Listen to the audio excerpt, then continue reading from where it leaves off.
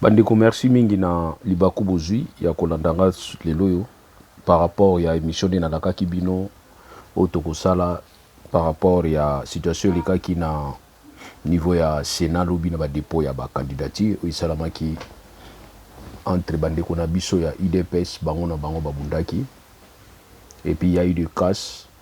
C'est vraiment regrettable.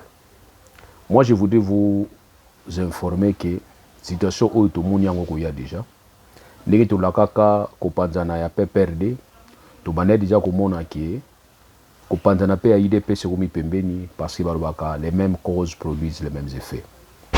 Tant que bozolanda solution epesaki réponse à mabe bokanisa te bokozwa réponse à malamu bokozwa toujours la mauvaise réponse parce que la formule qui a produit un mauvais résultat donnera toujours des mauvais résultats. C'est comme na IDPS bazali komekola kolanda makambo oyo Kabila asalaki na régime na ye et makambo oyo bandeko ya FCC basalaki na ba régime na bango. Et d'ailleurs bakomi kosala yango koleka eza lokola papa akufi nanu te bana bazali kokabola héritage sauf que pa ya Kabila kolo biloko papa azalaki ka ye moko mais azalaki koyeba kokalme ba situation na ye de gauche à droite et puis il y avait un semblant ya comportement ya malamu uto benga neti moi discipline moko alukuta ezalaki entre bana.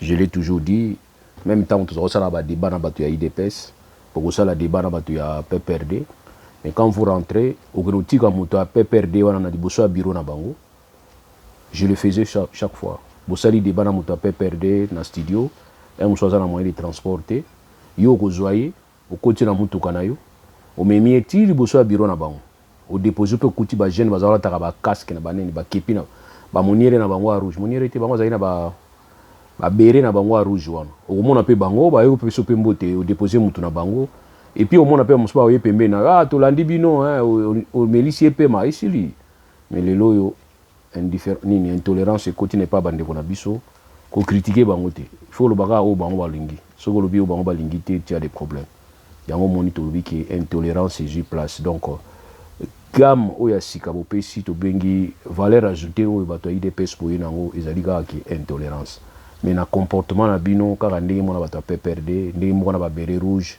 donc moto akokotela zate moto akobimila zate c'est ainsi na bisaka bino toujours que pour moi IDPS na PPRD ozaka ba jimoti boza ba frère si à moi donc bokangana nzoto boza na comportement moko. Alors voilà ce qui se passe actuellement na niveau ya Sénat na biso. Na niveau ya Sénat na biso ezali candidature il faut déposer candidature yawa ozala président ya Sénat ba makelele bandaki déjà bomona ki makelele bandaki à partir d'abord ya âge papa mbuta muntu mukambaka dia tanzemba umtaza mukolo ndi falaza la wana mais vous allez remarquer que mukambaka dia tanzemba situation na yiko yeba après na élection ilekaki na niveau équateur yango bomona ke eko pesa mwa ko bouger muke makelele bandaki déjà niveau wana ki fallait wazali wana kindwelo ayeba ko déposer pour pesa mukambaka dia tanzemba place. Moi personnellement si ça dépendait que de nous allons peut-être dire que comme vieux wana kindwelo ça bandaki déjà asili sanaye comme ça mukambaka dia tanzemba zala un potentiel candidat à IDPS parce que vous voyez que mukambaka dia tanzemba va vieux on va soutenir IDPS bandakala va vieux va soutenir Tshisekedi Etienne Tshisekedi parce que certains se disaient donc il n'est pas tout zonga to belango pe un juste ko le belango vieux Etienne Tshisekedi tant a uti aussi sa classe ça sala qui na compagnie mo to la Lumumba sala na Polar Lumumba sala na Poste mais vieux Etienne Tshisekedi tant a aussi sa classe maman à continuer la politique donc tout ce qu'il a aujourd'hui la politique des petits en haut mais quand la politique était parce qu'il y a ça là qui mingi na Mobutu bien qu'il a qui peut profiter il peut na temps Mobutu mais azana ba soutien bazala qui na ba vie ni to amudi taka de Tanzemba ba vie fond chichimanga batu ba idaka pe ba vie wana baza na batu mususu baza ba diaspora bazala na bango ba lubate bazala na ba Belgique ba kimaka Mobutu ils aidaient aussi les vieux Etienne Tshisekedi. C'est ainsi au monde qui même vieux tant asenga ba aide pour impérium na wana mbongo ekotaki quand même. Tu vois, et puis il y a une période de mbongo ya zaozwa ko sombi carte IDPS pour boire ka ndenge zalaka viana donc ça dit pour dire que ba viana ba soki ba soutien ba vie dia kadi ya Tanzemba. Alors moi ce que j'ai dans cadre de la stratégie pour le kimia bolinga ko pesa chance pas ya vie mundi kadi ya Tanzemba ay ba ko représenter peut-être IDPS représenter la IDPS comme parti politique, mais représenter même idéologie même, il y a Etienne Tshisekedi wa Mulumba. Fort malheureusement, vous avez un calcul na bino sous. Alors, il y a que ça là que mutumoko ya n'a comment on a été, so comme on est un jeune là, on a été ce qu'on a bien jeune mais tout ça la génération. À l'équipe la télévision Golobake, chef de l'État a promis qui poste wa n'est pas Sama Lukonde. Parlons de Sama Lukonde. Sama Lukonde est premier ministre. Premier ministre le premier ministre les plus doux et les plus manipulables. Les plus doux et les plus manipulables. Parce que vous avez dit premier ministre, pour moi, personnellement, ils ont vu nanga. Dans mon qui on a actionné. Bah conflit tout le monde entre les ministres, ils ont suivi, peko. Bah conflit à miner tout le monde. Bah conflit à miner que tel ministère n'a tel ministère bazo yo kanate. Or ils ont autorité transversale, c'est-à-dire ils ont premier chef du gouvernement parce que bien chef du gouvernement. Alors dans le système tout ça dans un système semi-présidentiel. Ils ont un large pouvoir et à gérer le gouvernement. C'est comme j'ai toujours dit, tout ça dans un système où il y a des petits des autres de manière à ce que le Premier ministre au Bazali le Premier ministre, Azali comme étiquette. Donc le rôle où le président n'est pas le Premier ministre, il a l'étiquette. Ou même la sac, ou fou comme peut-être sur le monier. Or, na mécanicien législateur, il qui Premier ministre a comme source à contrepoids. D'ailleurs, il y a beaucoup de monde qui Premier ministre qui a pouvoir de la source à légitimité na ezali peuple réuni à niveau ya assemblée nationale, la majorité.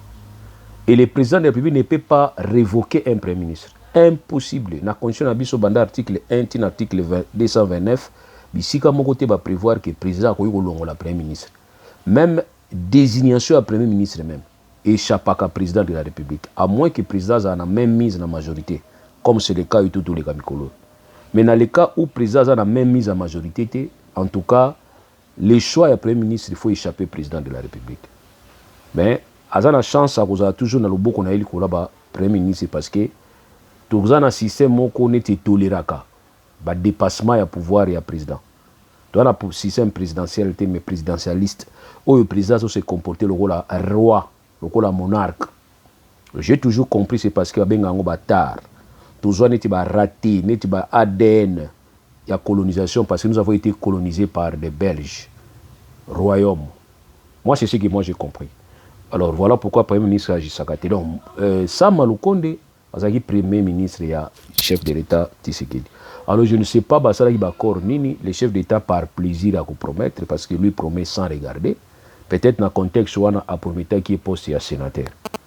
Donc du coup, il devient comme le dauphin constitutionnel, il y a le président de la République, dans le choix au président de la République. Le président de la République, qu'est-ce qu'il fait? Quand il trouve qu'il y a un conflit entre Batounaye, il fait semblant d'être démocrate.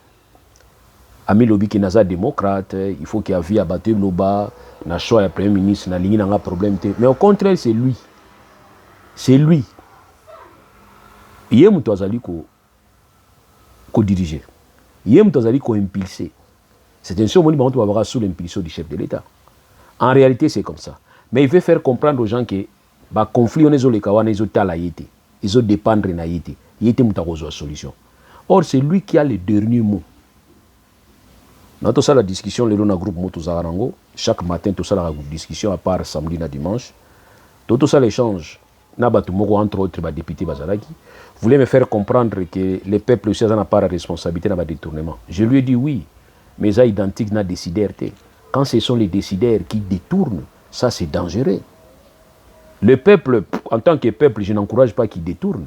Mais le peuple, le petit peuple, quand ils détournent, ils doivent subir le charge à loi. Charge à justice, il faut pas subir en haut. À condition que la justice a la sélectivité. Et à la sélectivité, et à la injustice distributive, dans laquelle nous devons rendre compte d'un acte à poser, soit grand ou petit. Mais dans le système, au niveau RDC, la justice devient sélective. Quand ce sont les grands qui volent, qui sont les proches des chefs de l'État, parce que je ne peux pas comprendre empressement mais Nicolas Kazadi. Je ne suis pas contre Nicolas Kazadi comme humain, mais non. Je voudrais que chacun de nous réponde à l'acte à poser, surtout ceux qui sont intéressés le haut parquet. Ce n'est pas police qui a besoin à répondre. Non, c'est le procureur prêt à cour à cassation. Moutasenga qui même levé immunité naïe. Et puis vous avez manigancé, vous avez vraiment manigancé. Et manigance, c'était une façon de le protéger. Est-ce que vous savez que Vital Kamerhe a été poursuivi parce que le chef d'État a dit oui? Et le chef d'État a fait semblant d'être démocrate pour livrer Vital Kamerhe. Ça, c'est un débat qui tourne un jour autrement. Le chef de l'État avait pris connaissance que lors il y a gestion à Bambongo il y a 100 jours, que Moutunaï, directeur de cabinet naïe, qui est soupçonné. Et le chef de l'État n'en croyait pas. Il va demander à son directeur de cabinet. Est-ce que le directeur de cabinet va lui dire qu'il est solo? Donc ça dit, pour le directeur de cabinet, pour le chef de l'État, c'était un complot politique parce que la personne qui demandait la tête de Vital Kamerhe, dans le conseil des ministres, c'était Tunda Yakasende. Tunda Yakasende, ministre de la Justice, Moutoua Kabila, va dire au chef de l'État que les collaborateurs sont proches de Miyibi. Le chef de l'État ne dit jamais que Abiba Yibi. On a preuve sur Vital Kamerhe to China ouvert tout fond la dossier. C'est là où le chef de l'État va dire c'était dans le conseil des ministres. Bandeko na nakati ya conseil des ministres izabisika oba décision minene mboki zwamaka. Mukonji ya conseil des ministres yali président de la République. Yendi conseil président ya conseil des ministres. C'est lui qui fixe les sujets et c'est lui qui donne les communiqués à communiquer na bango. Et c'est lui qui est président ya ko gérer débat za nakati. Et comme vous savez tous les présidents, ba conseil des ministres ça m'a jamais na ba lettre. Et ça m'a nakati ya bureau chef de l'État na ba palais soki wapi ba sala kango kuna. So bandi kotala ndé bazo surveiller bureau na yozo kota yo moko na ba papier na yo. Ndio mona ba ministre ba kota ki premier conseil des ministres basala ki. Mona ki mo kota na garde corps kuna. Donc bozo kota kuna bozana merci à mutabengi sibino.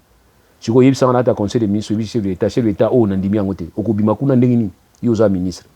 Donc ça dit moi je trouve que na ba condition na ndiye chaka déjà ba ministre ba ya ko travailler na premier ministre na président na kati ya conseil des ministres na kati ya bureau ultra sécurisé ya président de la République na ba garde des républicains. Je ne pense pas qu'un ministre peut avoir le courage. Peut-être fois à la nimi o ya yibisaka tisika kabila za maélité o te vient na biso bemba livra nimi le ministre nimi ministre à sport o basala décision na kabila à moins que zalaye.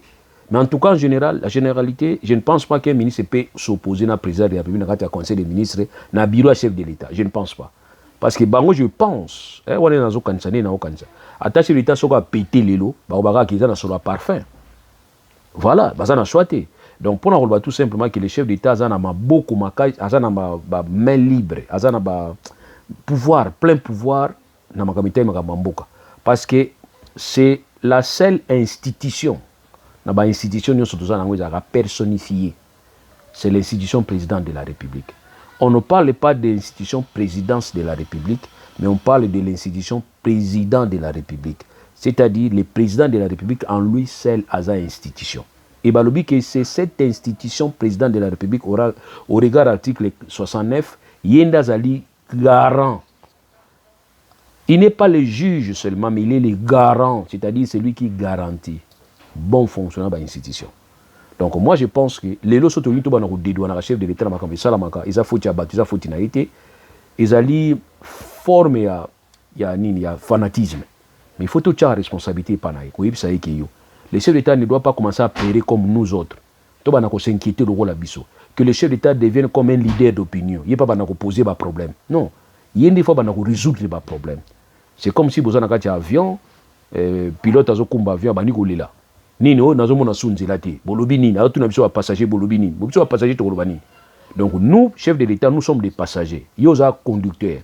Ce n'est pas à toi de nous demander ba kangara frein wapi yo mto yi place ba kangara frein yo mto yi place ba tchaka accélérateur. Donc voilà pourquoi la lobby que pour nous considérons que le chef d'État doit avoir un rôle à jouer. Et on a répondu à qui député on a convaincu non ko dédouaner été nyon se sala mabe eza faute na ye. Faut inaye pourquoi parce que azana pouvoir azana ba service azana ba moyen ou législateur a PCI pour na fonctionner pour na ko e ba ko sala rôle na. Donc voilà les comme par rapport na ngolo ba que le chef d'État a une part, et alors une bonne part de responsabilité parce que c'est lui, il est dans une institution. Tandis que les gouvernements, ils n'ont pas institution, mais ce n'est pas le premier ministre seul qui est membre du gouvernement. Le gouvernement est composé de premier ministre, vice-premier ministre et les ministres et les vice-ministres. Donc pour qu'il y ait gouvernement et fanda, il faut que l'union soit basale. Pour qu'il y ait un parlement et fanda, il faut que les parlementaires soient basales, na bureau na bango.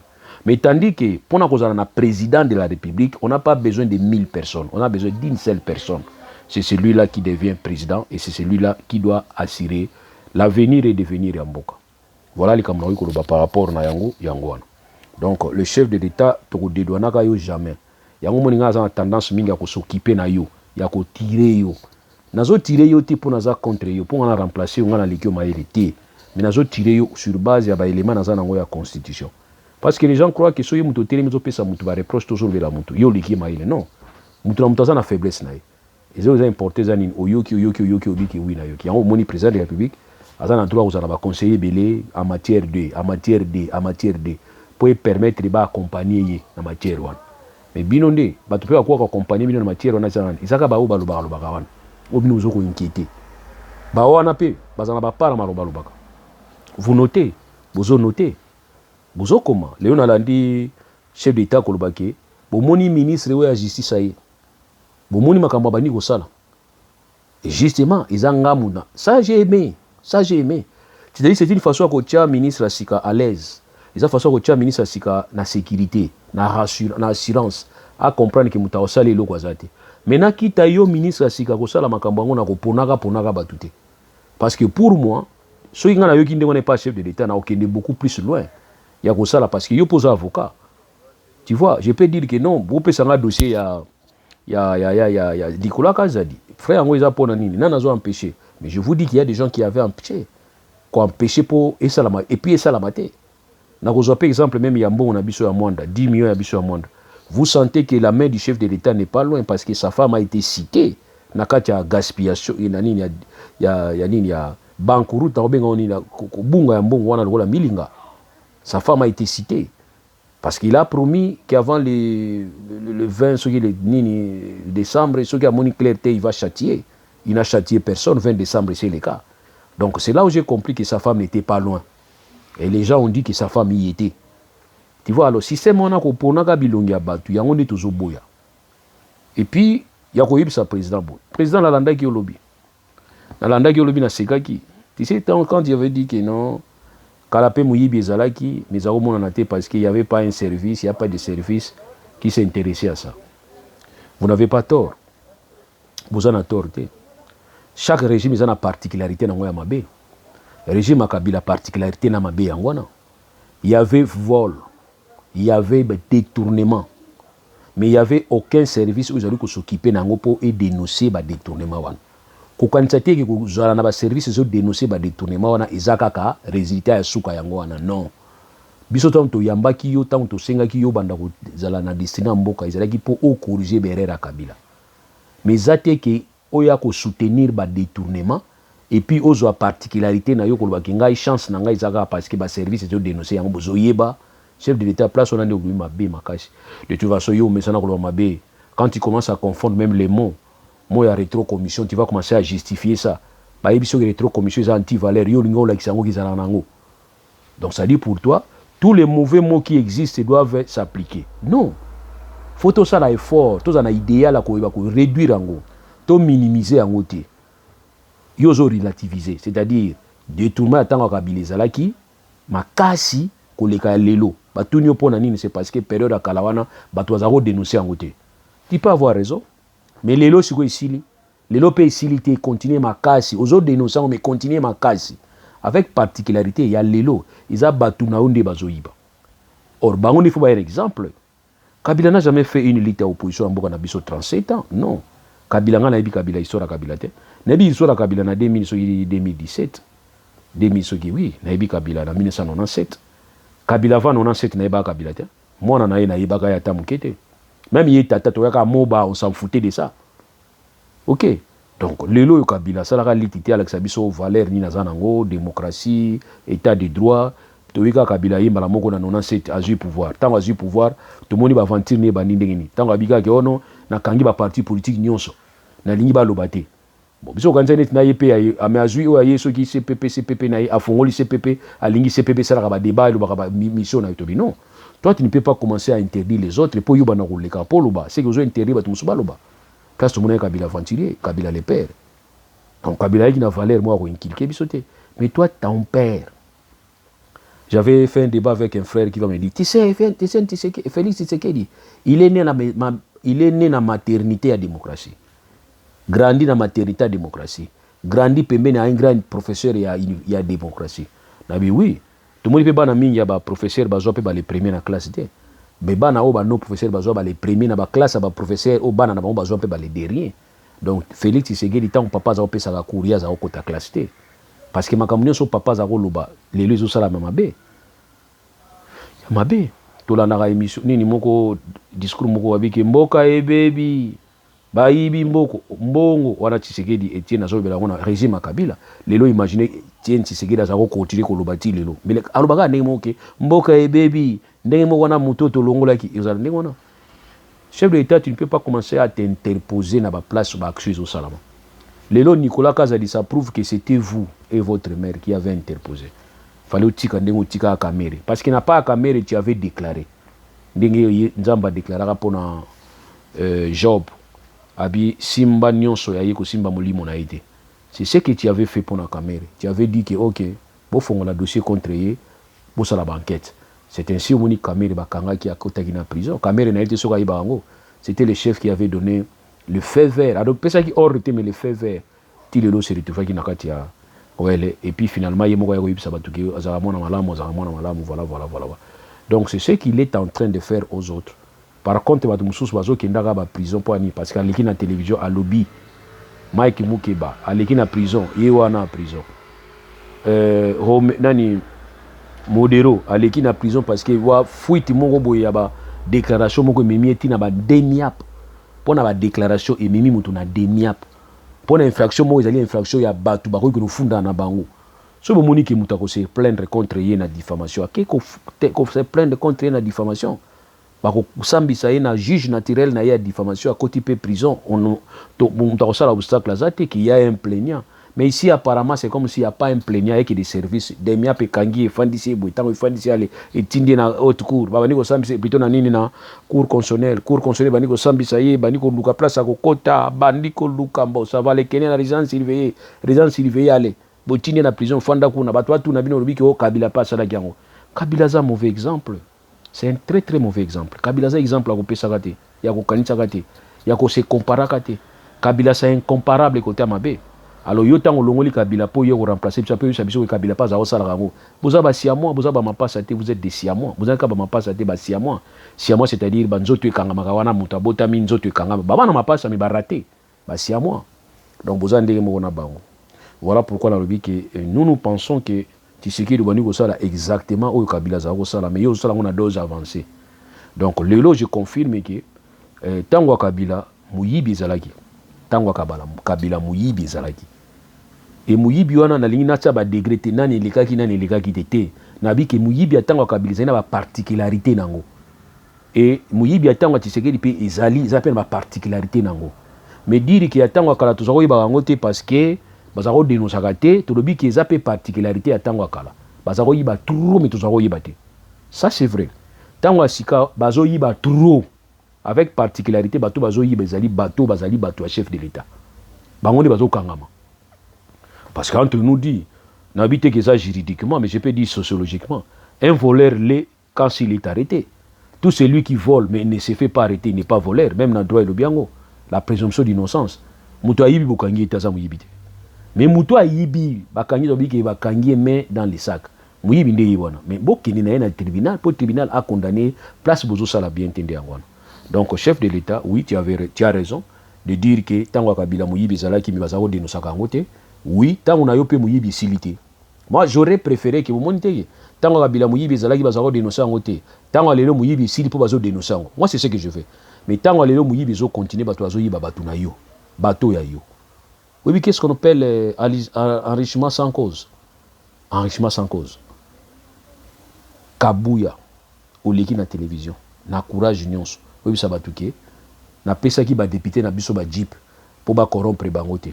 IDPS na 2017 début 2017 IDPS bozwi mbongo wapi ko to parler IDPS to parler bato te to parler de structure. IDPS na 2017 nake na musika makasi te 2017 na janvier mpo bokomi baprésident na 2018 décembre et 19 bobandi mosala nabika na 2017 IDPS okabela mutu jip même IST na limite kopia 10 personnes IST IDPS kopesa 10 personnes IST te mais lelo boza na soni te bobiki topesi bango mituka mpo bacorrompre bango te mituka na bozwi yango bozwi espèce explication te bozwi yango wapi enrichissement sans cause.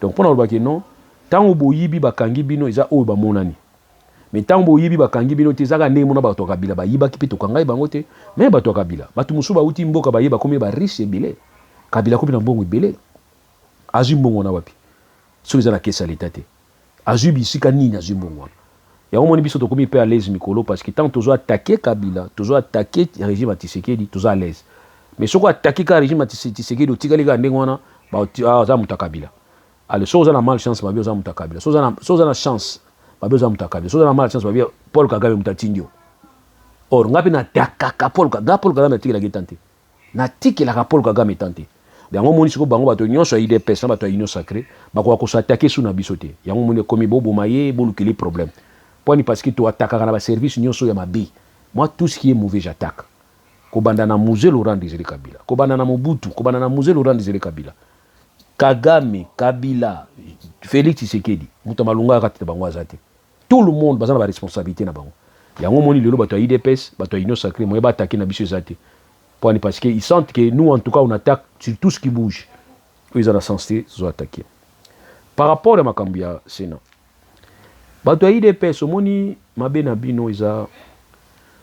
vous vous faites surnommer les démocrates, mais vous ne l'êtes pas. Vous avez démocrate. Vous avez surnommé les démocrates. Vous avez surnommé les les géants, mais moi, je suis bino.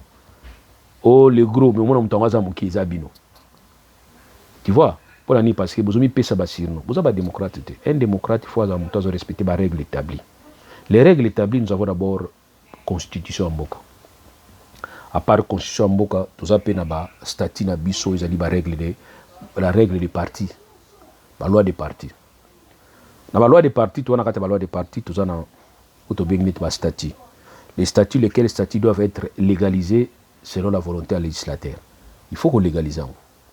Tant on légalise en force, légalisation c'est on sali dépôt nango et puis ba betiango caché, ba bombi en archivage de manière à ce que mutunyon soit a besoin de la statut à UDPS à qui notala on a niveau ministériel intérieur. Tout ça là débat dans des mots à UDPS que je salue. Tout ça est débat Clément Barouti il va me dire que on a appelé ça aussi statut qui n'est au Lukayango. Il avait tort, il avait pas tort, il avait raison parce que ba déposer un statut à niveau ministériel intérieur pour que nous ayons un balobini nakati. Mais quand on sait que même au niveau du ministère intérieur, je gère un parti politique, je lui ai écrit des lettres pour nous demander bango bata la kaya IDPS Tshisekedi kaya IDPS Kibasa kaba IDPS mususu zakuna parce que la loi portant statut portant organisation et fonction d'un parti politique ils allaient quoi interdire duplicité à ba parti politique. Ils allaient cheval de bataille na biso na 2003. En 2003, oui, tant que parti politique, et les législateurs viennent renforcer pour dire qu'aucun parti politique n'a un drapeau identique. Mais l'IDPS qui bat, c'est l'IDPS qui est un drapeau, il y a moko. Hymne national moko, drapeau moko, effigie moko, couleur moko, c'est la confusion. C'est ce que les législateurs ne voulaient pas. Donc, tant que la statue à l'IDPS, tu as un point moko très important, il y a eu comme la IDPS. Ça veut dans la vie, constitution nabiso la prévoit donc et prévoyant n'y sauté yaba kam sous ce botamaka c'est ainsi balbaka que le fait précède les droits. Il y a certaines choses qui se créent pendant exercice pendant application à une loi et c'est là qui non prévu beaucoup zoyango beaucoup insérer en un cadre de modification na niveau constitution benga ngo ba amendement beaucoup de amendement ou ça la modification à constitution amendement. Statut Nabiso oyo bango aza nango et prévoyaki que soki likambo te ezali likambo te ezali soki likambo te ezali bokozwa solution boye mais statut ya IDPS et prévoyaki te que soki président azwi pouvoir batia yango ke soki président azwi pouvoir bakosala ndeni mais eza na baterme ezorenvoye biso et ces termes ezorenvoye biso ezopesa biso explication soki tozwi explication yango na kati ya statut na biso te tokozwa explication yango na dictionnaire soki tozwi yango na dictionnaire te tokozwa yango na constitution soki tozwi yango na constitution te tokozwa yango na baconstitution ya bamboka mosusu soki tozwi yango na constitution ya bamboka mosusu te tokozwa yango mpe na niveau tobengaka na niveau ya jurisprudence et même ya éthique na bomoto nini tokoki kosala ndenge moko na bato ya IDPS. Tshisekedi président ya Union pour la démocratie et progrès social IDPS asali déjà une année à mandat naye comme président ya IDPS. Na élection ya 2018 Tshisekedi a reporté candidature naye comme président de la République. A commis président de la République avec mandat il y a 5 ans. Or, le mandat qu'il avait, le petit mandat, parce que c'est un mandat d'un parti politique. Tandis que le mandat qu'il vient d'avoir, c'est le mandat national. C'est le mandat national et lourd, parce que c'est le mandat de la président de la République. Du coup, mandat naye oya muke, ils allaient absorber le mandat naye oya président de la République. C'est-à-dire quoi? Ce qui président de la République, ce qui président ya UDPS, Félix Tshisekedi, en 2018, mandat naye il faut ici la plus 4, c'est-à-dire dès 2022, mandat ya chef de l'État il faut ici là. 2022, mandat ya Tshisekedi il faut ici là comme président ya parti politique na bango UDPS. Et que Aza élu en 2018 avec un mandat de 5 ans. Que mandat de 5 ans où il y a président de la République, il faut ici là en 2024, 2023. Il faut automatiquement mandat où il fallait l'absorber, ils la considérer comme empêchement définitif. Et que ça la considérer comme empêchement définitif dans le Lengeni. Parce qu'un président à parti politique, à cause de la présidente de la République, est T. Parce qu'un président de la République, à cause de jouer rôle dans le parti politique, est T. Constitution de l'Obiam. Donc, il y a un mandat, il y a président, il y a parti politique, à cause de la capacité à exercer fonction wana T. Car si empêchement sur le dictionnaire, il y a un balobike, ils ont incapacité à exercer réalisation. Or, président ya parti politique ba pesi yo ndingi sa ya ko réaliser ba projet na ba programme ya parti politique na bino. Tant yo komi président de la République et le but que incompatibilité zali que un président de la République élu avec un mandat de 5 ans a kogi ko exercer jamais. Même ceux qui dans le cas inverse que président de la République a un mandat de 5 ans et qui va élire président du parti politique a un mandat de 4 ans. À partir du moment où il y a une incompatibilité entre les deux fonctions, le président de la République a se décharger dans le rôle de président du parti, na tinétiatique à parti et c'est ainsi que nous avons invoqué l'empêchement définitif. J'ai dit na ba membre de l'IDPS, si vous avez un statut na bino, empêchement définitif, conséquence na ngweza nini. Bango balobi jamais les empêchement définitif tete au na congrès, bakendaki na congrès, baki kosala mandat spécial. Encore grave, na mandat spécial au lieu que ba pesa ngo ipaya mutu provisoirement. Azala mutu mususu autre que ozo assumer déjà fonction na kati ya parti, bazui mandat spécial ba remettre ngo ipaya Kabuya comme secrétaire général. Ça encore, ils appellent complication. Comment vous chargez Moutoumou à la président et puis à la secrétaire général à parti. Secrétaire général à parti a coquille qu'on jouer intérim. Mais intérim est limité dans l'État. Ils sont limités dans l'État. L'intérim ce n'est pas éternel. Ce qui est intérim est éternel, les sont intérim comme un mandat. Mais ils ont parlé à mandat spécial. L'habitude c'est que vient battre comme taper c'est idiot. Vient battre. Ils ont dit non, on a limité vient battre. Mais il vient battre faire gamba parce que c'est scientifique. Ah mais oui, il est au sein de la paix va venir na biso ngona. Bozo la quand même libre libérer un certain moment. Mais moi base la libre libérer parce que c'est comme si ce qu'on continue à parti politique il faut jouer cerveau no bimsa libanda tant aux côté na réunion non il faut que loba que autre que na logique aussi mbaté tu sais que dit Félix dis-moi un peu tu allais perdre quoi sur le au démissionnaire qui non a IDPS tu allais perdre quoi sur le bail que beau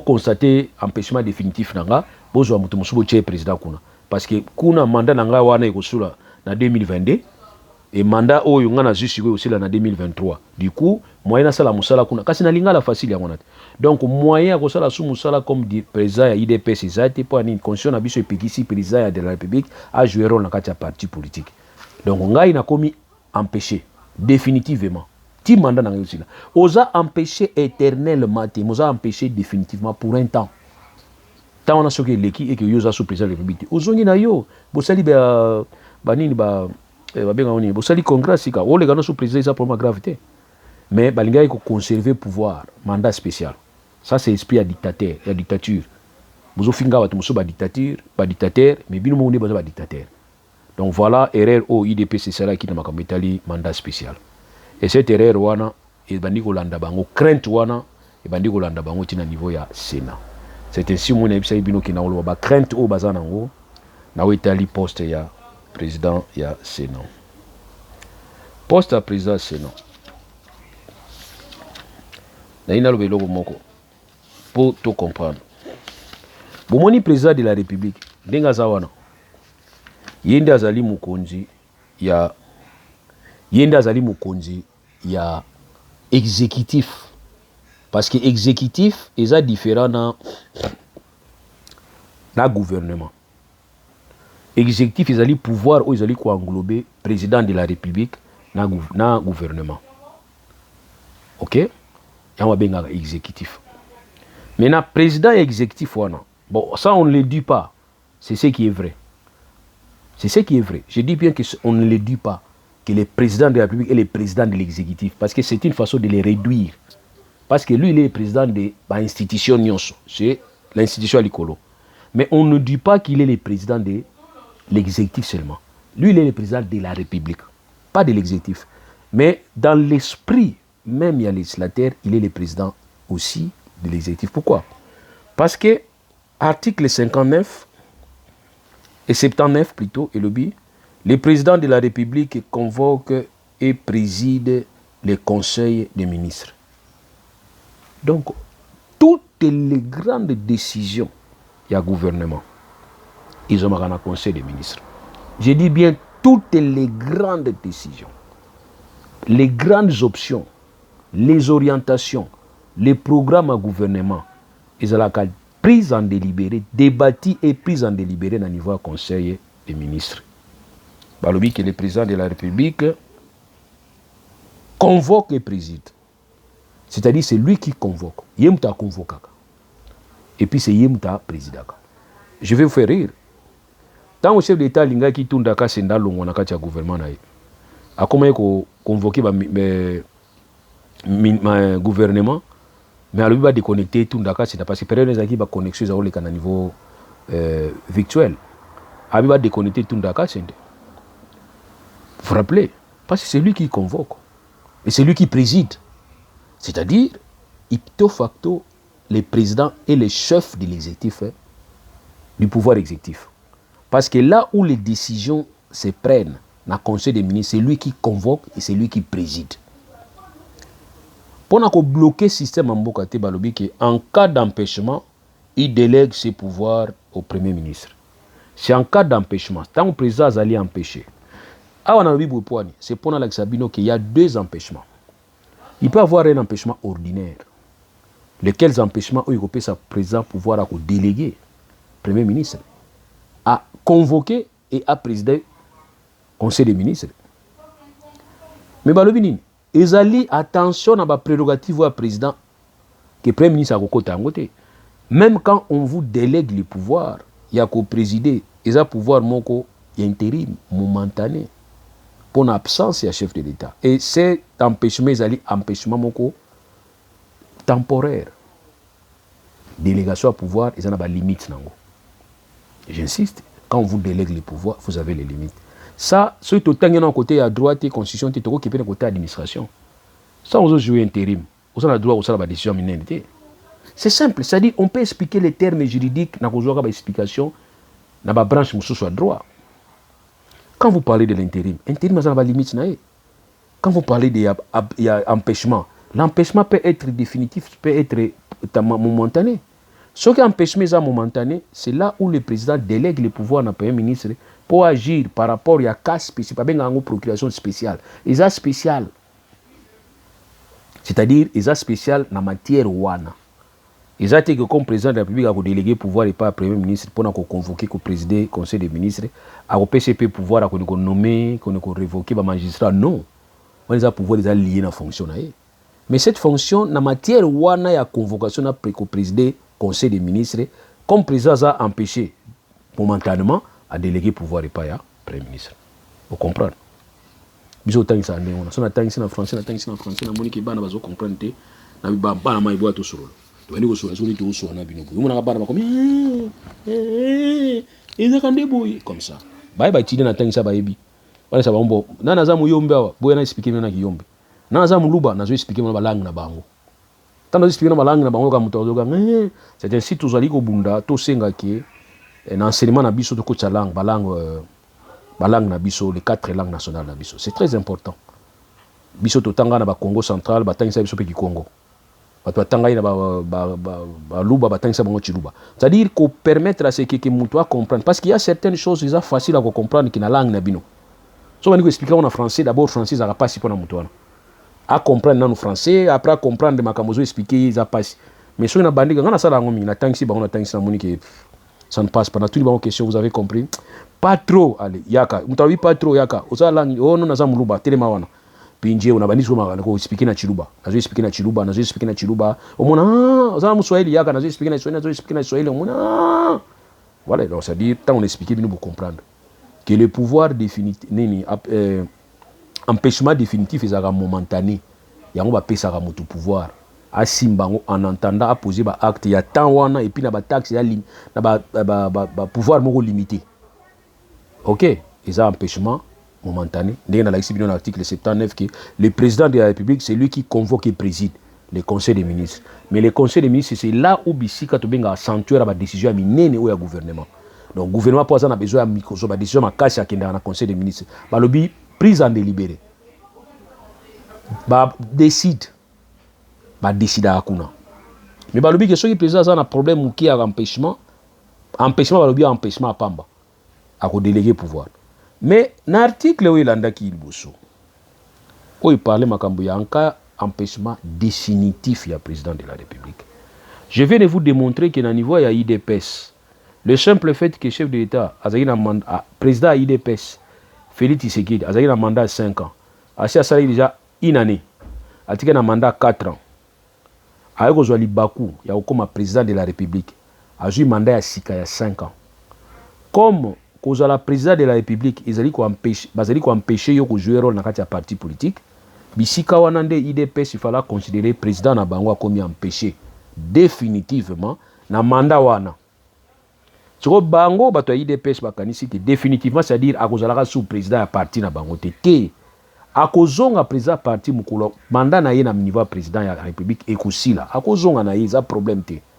Alors on explique ko kangama na pouvoir comme ba dictateur, balingi ba pesa ngo connotation mususu ba ko pesa explication à mandat spécial. Yango boyoki lelo yo so boyebaka te. Kabuya azaka président à l'intérim ya IDPS et puis azali secrétaire général. Or, faut la provisoire, et provisoire te comme on dirait mandat ils aussi la Kabuya aussi sa mandat chef de l'État. Bon, second on a une question. Pour moi, 2018, c'est 4 ans. So, ici 4 ans, 2022. Il fallait que ça la au congrès Moussou Sika. Oh, bah ça là, le congrès va confirmer Kabuya. Mais bon, confirmer Kabuya comment la présidence y a intérim pendant que Moussou a joué pleinement mandat. Parti traditionnel, parti mystico-religieux tribal, parti familial. Tout wana tu na wezo intéressé biso lelo wezo intéressé biso makambo ya Sénat crainte ezani la crainte IDPS au lieu que boya ya kusangana boye pe ya kukabwana. Aujourd'hui on peut vous poser la question entre Sama Lukonde na Asafi Asani afani soki afani entre bon, Roger Bolongo là déjà parce que ça colle mal, ça sonne mal. Roger Tshisekedi Bolongo atabino mo Bolongo là. Vous avez que bilo monsieur ça tricher, faut pas tricher. Attends, quand tu es tricher, il faut savoir tricher. Quand tricher na buzo baté, un tricher doit savoir tricher na maïle. Ngalo na mona ba tricher ba maïle zani tricher ba kanga ta za maïle. Mais tricher ba kangi za zoba. Parce qu'un bon tricheur ne peut pas se faire arrêter, ne peut pas se faire attraper. Mais bino za ko pesa biso facilité to kanga bino. Comment vous devez tisser atabino moko. Vous avez que ça sonne mal. Tout ça a posé problème côté Zali Bakabongo, Bachichwaka, Bachilombo, Baninyoyo. Ils ont posé déjà problème. Ça pose déjà problème. Si vous voyez sur le Batisegedi, vous avez posé problème. Président République, président Tshisekedi, président Sénat, président Roger Tshisekedi. Vous avez que ça paraît, on dirait, moi, un royaume. Vous avez un stratégie. Supposons que Roger Tshisekedi Tolongoli. Tout tira à Bangon Balé Bouzou et la Wana. Donc, Batoubaza, à niveau IDPS, va soutenir Samalokonde. Batoubaza, à IDPS, va soutenir Assani. Ceux qui Assani, ceux qui Assafi, ceux qui a été Papa Wana, va proposer comme candidat à Bango. Sur IDPS, vous avez un membre rebelle à niveau de Sénat. Pour montrer que vous avez un bino moko. Si vous avez une majorité à solo, vous pouvez un moko. Ça dit que vous avez la primaire na kati, vous avez la nani. Vous avez librement. Mais vous avez un bino à congrès. Vous avez une acclamation, vous avez un mandat spécial, ou un bino moko. C'est ça le vrai problème tous en. C'est ça le vrai problème que vous opposez. Bokeba, on l'a vu 3 fois. Kabila fallait imposer Tambwe Mwamba comme président ya Sénat, dans mandature à Kabila. Ba contacté et pas un vieux loup, vieux Kengo Adondo, candidat indépendant. A déposé candidature na majorité zaki a PPRD na niveau Sénat. Mais tellement na niveau ya PPRD ko yo connaît la quitté. Vie Tambwe Mwamba zaki favori na PPRD. Mais vie Kengo Amelisa Ibango Mai. Balobi ke vie ake kopé sa bambongo et pas ba député. Na yoka ile preuve exacte mina zo bande na yoka ile solo. Exemple vie ake pesa batu 30. Vie Kengo apesa batu 90. Mais vie Kengo auta ke exil. Période auta ke exil. Et vie Kengo akoma ki président Sénat. Mais cela n'a pas empêché Kabila de la présidente de la République. Le mandat n'a pas empêché. Vous comprenez la bataille de PES. Quelqu'un d'autre peut être là comme président Sénat. Et déranger bien nani. Il n'y a rien. Et déranger bien de l'autre côté. Mais comme vous avez goy, vous avez le coso monté à ma bé, vous avez monté à ma bé. Il y a un moment où na bino, bagolia bino. Donc allié à golia bino, allié à golia bino. Balé na bino bagolia bino. Et puis Kalate où il est Kabila koko et la bino. Koko et la bino. Où est Kabila koko et la bino. Si c'est un gars qui déboulonné, bino boko se déboulonné bino moko. Parce que besoin ba o besoin lukate. Pour ça qu'on développer monté à ma bé. Batu nyonso basalaka te na IDPS bokansaka neti il faut bosala musala. Batu nyonso baza ba chômeur na IDPS bakanisa ki babundaki po bakozwa misala. Non. Ne faut pas croire que parti na bino nyonso soki de ki bino tout bozui na ba o baza maele na ba baza maele te na baza ba diplôme baza ba diplôme te. Ne faut pas croire à ça. Faut croire nango te. Ah mais oui, il faut croire nango te. So faut croire nango erreur. Yango kala hebsaki batu tango na d'abord na mboka wana IDP nani Tshisekedi abani musala na bina batu kito kanga sentir boka nchate que c'est du jour au lendemain que mboka ekobonga Tshisekedi a hérité mboka o na ba difficulté au Kabila tikelaki ndenge tozaboy tozana problème ko décoller ko zala problème changement ko kota me ko kota malema attention ngai na zalo bango tango na zalo bango mutatinda ngazate ngai je le disais. Mais à condition que tant que vous avez un peuple qui sentir, bino pe bo kanga sentir. Et au fil du temps, nous avons remarqué que vous avez un peuple à supporter, bino mo miibi. Ba détourner ambongo, basi na bino ba ambongo, ba maman na bino ba milliardaire, bino moko bo ka ba 10 000, ba 100 000 dollars na boko batu, pour mo yiba mbongo mukete ba millions. C'est to baye bino. Mais sinon biso to encourager la population ba comprendre que Félix Tshisekedi a bandi musala a satisfaire tout le monde ba la bokote. Lelo yo peuple o elinga Tshisekedi to peuple o zalaki sima Tshisekedi to peuple yo bato IDPS te ba comprendre ba fana ba tranquille. Mais si go IDPS a comme un problème na IDPS yemoko ba agitation tout bozo mona na c'est IDPS. Comment vous devez IDPS parti politique mo boza na candidat mibale candidat à président de la République, candidat à Binomoko. Président de la République, il y a solo le bango, solo prometteur bango, pesa. Parce que yo, j'ai compris que vous avez une bonne foi à promettre bateau, vous avez tendance à vous na promesse au pesa bateau. Il y a un monde exécuté à côté. Pourquoi? Parce que tu oublies facilement. Quelqu'un vous a dit que vous avez un cahier moko comme la promesse na yo. Mais attends, ko pesa te.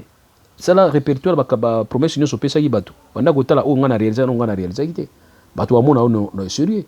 Mais tant que vous continuez à pèse, vous continuez à pèse, vous continuez à pèse, vous commencez à tember, vous pèse, non, donc, quoi Sabino qui Kabila était en face de Kengwa Dondo comme candidat au Yaoutaki na PPRDT parce que le candidat PPRD Zaki veut Tamboy, Alexis Tamboy Mwamba. Kengwa Dondo Zaki candidat à Kabila. Et à l'Ekaki, Kabila travaille na Kabila mandat na ici. Nous avons dit qu'on a commis des faits constitutionnels. Des faits constitutionnels, c'est ni. Bon, on a des faits constitutionnels. Des faits constitutionnels, c'est ni. Article 75.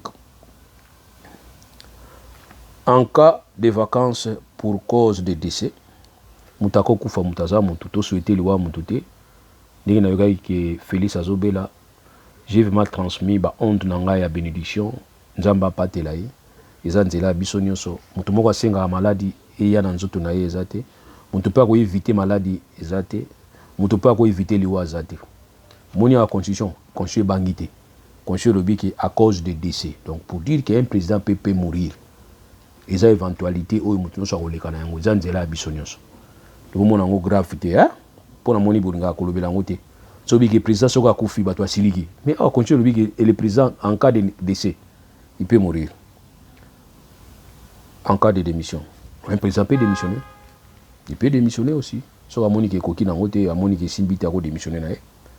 Ou par toute autre cause d'empêchement définitif. Par toute autre cause.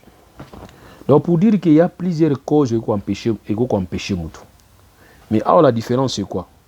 Dans le conseil des ministres, on dit que le premier ministre, par l'empêchement, il y a chef de l'État. On n'a pas dit par l'empêchement définitif. On a parlé de l'empêchement, il y a chef de l'État. Le Premier ministre, à cause du pouvoir de la délégation, pour présider, pour convoquer le Conseil des ministres. Mais ici, dans l'article 75, on parle d'autres formes, autres causes. Il y a empêchement définitif. Ok? Donc pour dire qu'il y a beaucoup de formes, beaucoup de causes où il faut pousser à comme un empêchement définitif. Ils ont décédé des vacances, et comme on a des vacances à aller, ils ont aussi empêchement définitif. Alors c'est ici maintenant que les gens doivent comprendre. Et à la président Koufi, et à la président agit autre forme d'empêchement définitif. Fonction on a et vous allez assumer par le président et le Sénat. Si vous bino na calcul na bino comme bokangaki présidence il y a parti na bino bolité ko kanga ko pesa pa muto bino bolingaki que muto ngo za secrétaire général mais azo jouer ce rôle il y a président intérimaire il y a parti politique par un mandat spécial qui n'existe que dans vos têtes bokanisi pe ki ko banga wana ewe ko sala na niveau ya présidence de la République te bande konanga pour la présidence de la République ils allaient tellement organisé que beaucoup de choses doivent passer.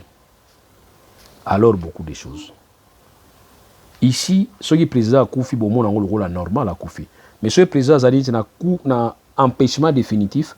Il faudrait que le gouvernement ait constaté en gros. Gouvernement est constaté. C'est une forme qu'on a bien en forme il y a un coup d'état organisé, institutionnalisé. Pour définir que le chef de l'État a commis un empêchement définitif, ils ont été que les opposants ont empêché définitivement. Non. Mais le gouvernement il fallait assanger dans le conseil des ministres à constater en haut. Tant qu'ils ont constaté en haut, le gouvernement a déclaré en haut, article 76, la vacance de la présidence d'arrêt. Ah oui, ils appellent moi erreur. Pour moi, les constitutions n'ont pas erreur. Article 76. La vacance de la présidence de la République. Non. On parle du fonctionnaire président de la République. On parle de l'institution président de la République.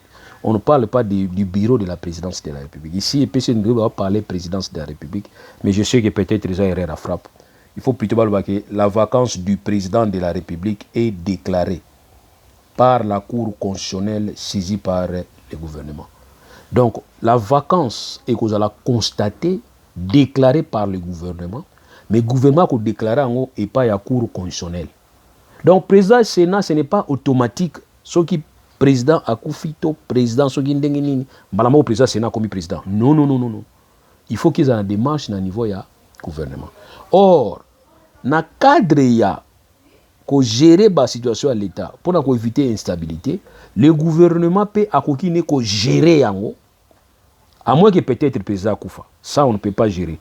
Mais ce qui est une capacité, les vacances sont liées à empêchement définitif, le gouvernement peut bien gérer, à gérer la situation, à créer stabilité, et puis à une délégation, il y a tenir la conférence, le conseil des ministres, Mboka a besoin de sentir qu'il y a crise, et bien voilà, les choses avancent. Parce que ma BP c'est parce qu'il y a crise politique de Mboka et Télémi. Mais nous avons vu dans Mboka en Belgique, crise, gouvernement zaté. Les lois actuellement, tout le monde est niveau France, gouvernement zaté. Dans France, gouvernement zaté. Mais tout est et bazo organisé, j'ai un pays qui a mon aîné. Biso tongo kokate. Pas na biso ja crise égale blocage. Il y a marche en Mboka. Donc vous allez comprendre ici dans l'article 76 dans le bique on parle du profil à président. On ne parle pas de la présidence. OK? Donc il n'y a jamais eu vacances à la présidence de la République. Parce que la présidence de la République, c'est un bureau administratif. Mais plutôt, on parle de l'institution présidente. Dans l'article 76, c'est un moins erreur. Il faut dire que la vacance du président de la République est déclarée. OK? Ce qui va déclarer en gros, les gens doivent comprendre que celui qui va remplacer le président de la République, il ne devient pas président de la République pour terminer les mandats. Non. Crainte à IDPS, il est là que pour 3 mois. Avec seule mission d'organiser les élections. Donc, le Lord Roger Tshisekedi peut devenir président de la République parce que Félix Tshisekedi a commis un empêchement définitif. Ça, j'insiste. On a perdu papa, on a perdu maman, on a souci na bango tilelo. Donc, je ne peux pas souhaiter que quelqu'un a fait un bananaye, ça, je ne peux pas souhaiter. Mais je parle plutôt de l'empêchement définitif. Il faut savoir que même si nous sommes dans cette hypothèse, que le président est empêché définitivement, qu'il ne pouvait plus, n'est-ce pas, exercer sa fonction à président de la République, c'est le gouvernement qui va déclarer ça devant la Cour constitutionnelle et la Cour constitutionnelle va constater. Et c'est à ce moment-là, maintenant, ça va ouvrir l'intérim par le président du Sénat. Mais lequel le président ne dispose que d'une seule mission. Et cette mission est limitée dans le temps. Donc, c'est-à-dire, celui qui va remplacer le président de la République par intérim, c'est le président du Sénat, n'a que 3 mois, il y a mandat. Et avec une seule mission, il y a organiser l'élection. Il n'est pas là pour nommer, parce qu'il va être intérieur. Article 78, article 81 et 82. Il ne peut pas. À nommer, à révoquer, rien. Il n'a pas ce pouvoir. À ça, il a pouvoir, mais lui, pouvoir n'a se limité qu'à la stabilité Mbokezala à convoquer le corps électoral dans les 3 mois à organiser l'élection. Point, c'est fini. Pour y aller, ce le fait que Tshisekedi a empêché définitivement. Kende Konae Roger a commis président. Boganini. Il est pèse. La famille Tshisekedi, Boganini. Bogani l'autre. Bogani rien. 3 mois kaka. À moins que Boya Ilu que la biso. Que notre au côté dans 3 mois, 3 mois, 1000 ans. Peut-être rien.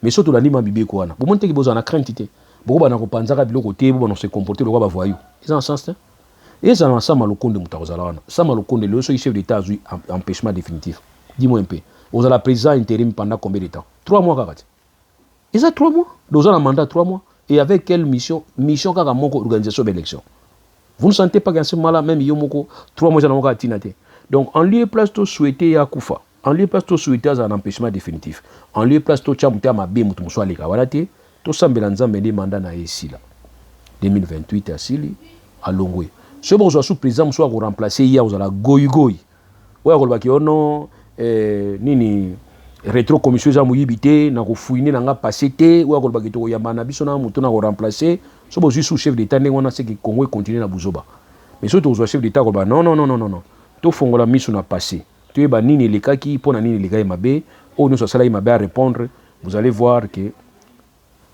vie na biso Mobutu akufa paix à son âme vie Kabila le père paix à son âme mais tous les présidents au ba ko zala net ya ko succéder bango ba vous allez obligé ba répondre mutamutata na ye. Parce que je ne peux pas comprendre que vous instituez toute une juridiction pénale contre les chefs d'État et le Premier ministre. Vous allez nous faire une petite loi qui va empêcher que le président puisse répondre. Moi, je ne peux pas comprendre. La présidente Tshisekedi Aye. Excusez, loi Oyo portant n'importe quoi pour protéger le chef de l'État. Mais je me rends compte que la loi Wana est en place. C'est comme si Tshisekedi peut Félix Alinga profiter de la loi. Mais or, le simple fait de profiter de la loi, ils ont acte moko ya ko la apologie ya banti valeur. Merci beaucoup na bino nyonso. Na ko s'abonner, na ko partager des émissions, ko aimer ango, tous à la focus na autori osala. Moi j'ai préparé déjà esprit nanga dans la 2028. Na oze la liwa ya mutute. Na oze la te mutoa le kufate. Muto na mutu fa répondre ba acte na ipona répondre ba acte. Oya kokufa balobi ki action pénale les a éteinte. Mobutu moyeto sambisa ezate Mzee Laurent disait Kabila moyeto sambisa ezate mais toi na chance à sambisa Kabila na yepe to na chance à sambisa Tshisekedi Félix. Merci beaucoup nzamba pambola bino mikole koya tokoba ko débattre na ba 6e susu oza na ba question ya kotuna oui kutuna nga yango okombela ngai na kati ya WhatsApp nanga so za na besoin ya WhatsApp na ngai senga yango na kopesa yo so za na besoin ya contact na ngai to solola po monio finga nga po sepela je peux toujours te faire ce plaisir kota na kati ya compte na ngai ya Facebook komela ngai pesa nga numéro na yo na koya komi fingi sepa na yo au père Monique na za na besoin to za na contact to solola ka to partageaka baza toujours bienvenue. Merci beaucoup na lingi bino mingi bo s'abonner na compte nanga DLM Loulou TV. Merci, au revoir.